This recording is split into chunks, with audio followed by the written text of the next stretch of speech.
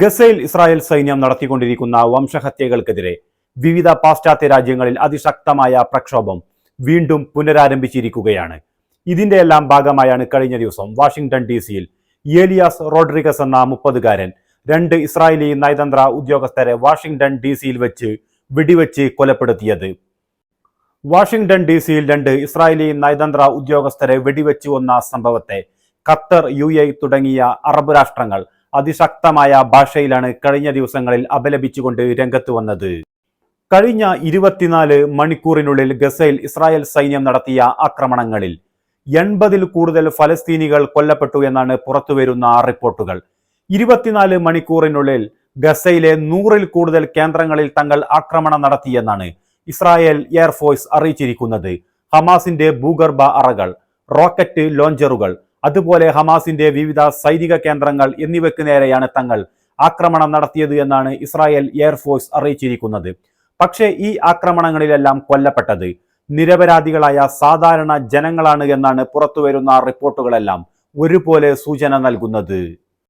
ഇനി സിറിയയിലേക്ക് വരികയാണ് എങ്കിൽ കഴിഞ്ഞ ബുധനാഴ്ച സിറിയയിലുള്ള റഷ്യയുടെ വ്യോമതാവളമായ ഹമമിം എയർബേസിന് നേർക്ക് HDSന്റെ സ്പെഷ്യൽ ഫോഴ്സ് നടത്തിയ ആക്രമണത്തിൽ 5 റഷ്യൻ സൈനികർ കൊല്ലപ്പെടുകയും നിരവധി റഷ്യൻ സൈനികർക്ക് പരിക്കേൽക്കുകയും ചെയ്തിട്ടുണ്ട് എന്നാണ് ഏറ്റവും പുതുതായി ലഭിക്കുന്ന റിപ്പോർട്ടുകൾ.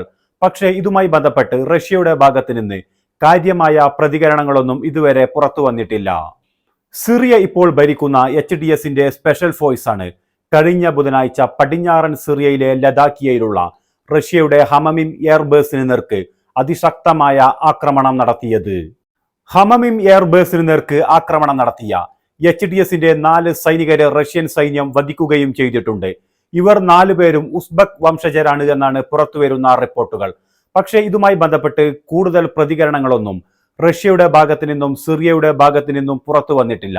മോർട്ടോറുകളും ഡ്രോണുകളും മെഷീൻ ഗണ്ണുകളും ഉപയോഗിച്ചുകൊണ്ടാണ് HDSന്റെ സ്പെഷ്യൽ ഫോഴ്സ് കഴിഞ്ഞ ബുധനാഴ്ച സിറിയയിലുള്ള റഷ്യയുടെ ഹമമിം എയർബേസിന് നേർക്ക് അതിശക്തമായ ആക്രമണം നടത്തിയത്.